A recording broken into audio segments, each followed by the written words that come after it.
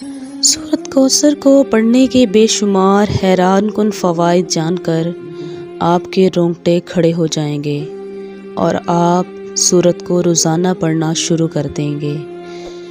اس سورت کا نزول یہ ہے کہ نبی کریم صلی اللہ تعالی علیہ وآلہ وسلم کے شہزادے کے انتقال پر ابو لہب، عقبہ بن معیط، عاص بن وائل وغیرہ کفار دل آزار جملے کہنے لگے۔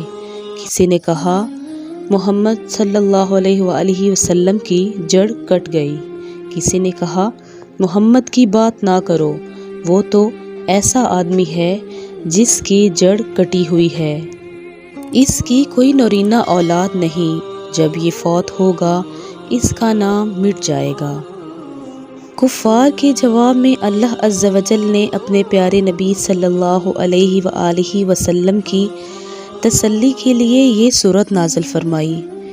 اے حبیب، ان لوگوں کی باتوں پر رنجیدہ نہ ہوں، بلکہ ہمارے فضل و کرم پر نظر رکھیے کہ ہم نے تمہیں بے شمار خوبیوں اور نعمتوں سے نوازا ہے، لہٰذا تم ان شکرانے میں نماز پڑھو، قربانی دو، اور جہاں تک تمہارے دشمنوں کا تعلق ہے تو ان کی ہی جڑ کٹی ہوئی ہے اور یہی ہر خیر سے محروم ہیں۔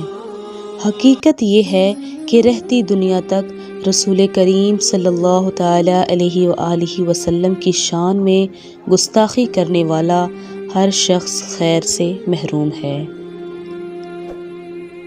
جو شخص سورۃ کوثر روزانہ باقاعدگی سے پڑھے گا، اللہ تعالیٰ اس کے رزق کو بڑھا دے گا۔ جسم میں کسی بھی جگہ درد کی شکایت ہو تو روغن زیتون پر 41 مرتبہ سورۃ کوثر پڑھ کر دم کریں، انشاءاللہ عز و جل درد ختم ہو جائے گا۔ جو میاں بیوی جھگڑتے ہیں، ان کو سورۃ کوثر ایک بار پڑھ کر کسی میٹھی چیز پر دم کر کے کھلا دیں، انشاءاللہ دونوں میاں بیوی میں محبت پیدا ہو جائے گی۔ امتحان میں کامیابی کے لیے 3 مرتبہ سورۃ کوثر کی تلاوت کریں اور اول آخر درود شریف پڑھیں اور امتحان میں کامیابی کے لیے دعا مانگیں۔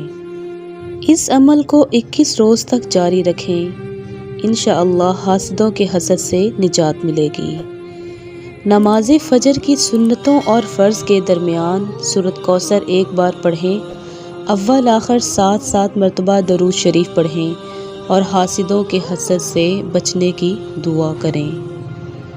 اگر کوئی جائز مراد پوری نہ ہو رہی ہو تو مغرب کی نماز کے بعد 7 مرتبہ سورۃ کوثر پڑھیں، اول آخر درود شریف پڑھیں، پھر سجدے میں جا کر دعا کریں، انشاءاللہ 7 دن کے اندر مراد پوری ہو جائے گی۔